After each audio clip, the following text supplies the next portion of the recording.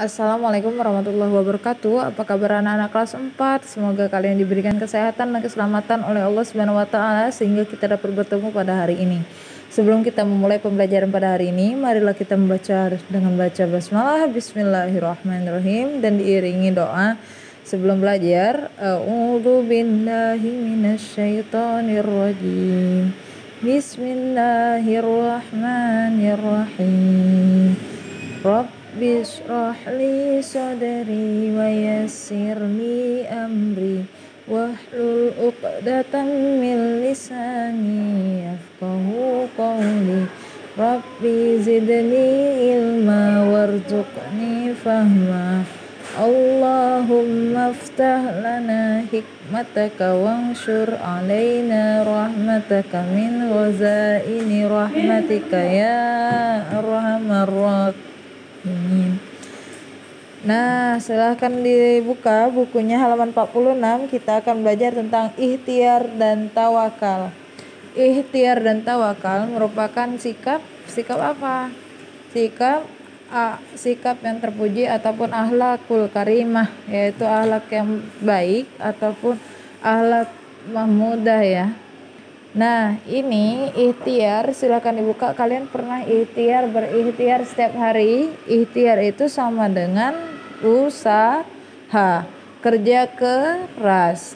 Usaha dan kerja keras maksimal untuk memperoleh sesuatu, sedangkan tawakal yaitu memasrahkan atau menyerahkan keputusan sepenuhnya kepada Allah atas ikhtiar yang sudah dilakukan. Itulah ikhtiar dan tawakal. Ikhtiar dan tawakal ini biasa seiring jalan ataupun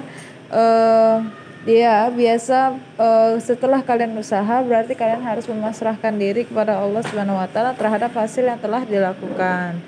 Nah, perbedaan dari ikhtiar dan tawakal kalian lihat di halaman 46. Pertama, ketika kalian berikhtiar merupakan kerja pikiran dan fisik, namanya juga usaha. Tawakal merupakan kerja hati. Kerja hatinya apa? Berdoa, tawakal kepada Allah, menyerahkan sesuatu dan memasrahkan diri kepada Allah. Dan yang kedua itu dilakukan sebelum tawakal. Kalau ikhtiar iyalah karena ketika kita itu berusaha dulu baru bertawakal ya. Nah, selanjut lagi kisah perilaku ikhtiar dan tawakal. Pada zaman Rasulullah SAW ada seorang badui membicarakan unta tidak diikat. Untanya tidak diikat karena ia merasa bahwa apa yang dilakukannya itu sebagai bentuk sikap tawakalnya. Dan ia percaya bahwa Allah akan menjaganya. Sikap seorang badui ini kemudian ditegur oleh Rasulullah. Rasulullah memerintahkan untuk mengikat dulu baru kemudian bertawakal. Nah, kita itu karena apa? Karena ketika kalian mengikat unta berarti kalian berusaha untuk mempertahankannya ataupun kalian berusaha untuk mencarinya. Nah, itulah apakah seseorang berkata kepada Nabi Muhammad SAW, aku lepaskan untaku dan lalu aku bertawakal.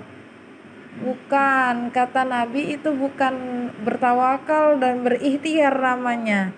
Ikatlah kemudian bertawakallah kepada Allah. Itulah diriwayatkan hadis riwayat Tirmidzi.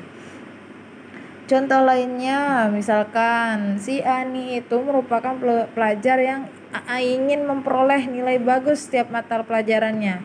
Dia ingin mencapai ataupun dia ingin masuk SMP ataupun sekolah yang lebih bagus dan lebih baik yang pastinya. Untuk mencapainya Ani itu harus setiap malam pagi menjelang berangkat dia mengulang-ulang pelajarannya. Nah, itulah yang diberikan bapak ibu gurunya ya. Selain itu ya juga banyak berarti soal-soal. Nah, sebagai pelajar muslim ia merasa bahwa apa yang diusahakannya ini belum cukup kalau tidak diikuti sikap tawakal kepada Allah. Itulah adanya setelah usaha itu yang sungguh-sungguh ini menyerahkan hasilnya sepenuhnya kepada Allah. Itu namanya ikhtiar dan tawakal ya. Selanjutnya silakan dilihat halaman 47. Nah, halaman 47 itu membahas tentang pemaaf. Pemaaf dan memaafkan itu adalah sikap yang baik ataupun akhlakul karimah. ya, alakul makarimah ataupun alak yang terpuji ya. Maaf itu sifat suka memberi maaf atas kesalahan orang lain tanpa ada rasa benci dan dendam. Dalil pemaaf ini khudhil afu wa amru bil urfi wa a'rid anil jahilin. Ya, katanya jadilah engkau pemaaf dan suruhlah engkau mengerjakan yang ma'ruf serta berpalinglah daripada orang-orang yang bodoh. Ya.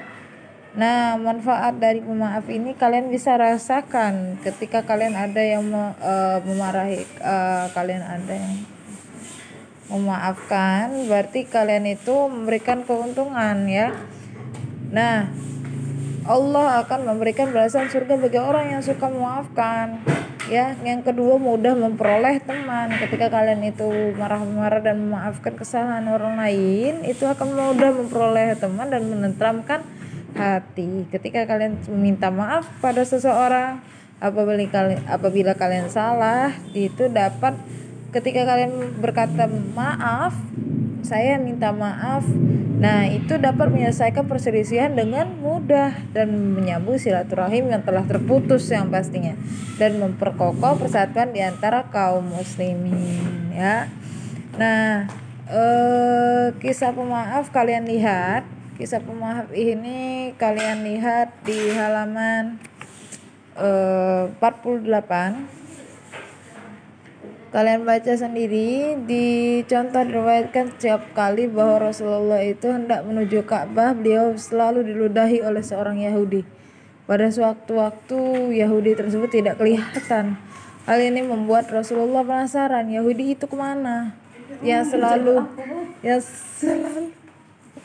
selalu meludahinya ya, karena saat dan tidak tahunya bahwa Yahudi tersebut merasa berada sedang sakit, dan maka Rasulullah bergegas untuk menjenguknya. Saat dijenguk, orang Yahudi tersebut sangat malu dan meminta maaf kepada Rasulullah. Rasul pun memaafkan atas perbuatan-perbuatan yang selama ini dilakukan orang Yahudi tersebut. Melihat keindahan akhlak Rasulullah ini, orang yang dulunya musuh Islam, dan Rasulullah ini akhirnya menyatakan diri masuk Islam. Alhamdulillah ya, Masya Allah. Itulah sifat pemaaf dari Rasulullah SAW yang harus kita tiru, dan itulah, semoga kalian mendapat intisarinya. Tugasnya pertama, kalian satu, apa yang dimaksud ikhtiar dan tawakal.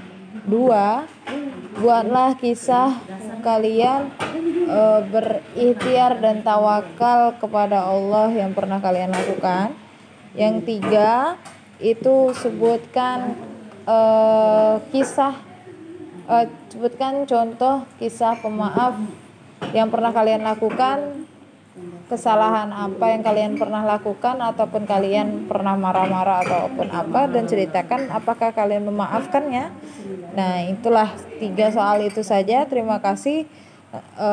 Nasrun minallah wa fatun qarib. Semoga kalian bertanggung jawab atas kalian kerjakan sendiri, dan dengarkan video dan simak videonya. Terima kasih. Wassalamualaikum warahmatullahi wabarakatuh.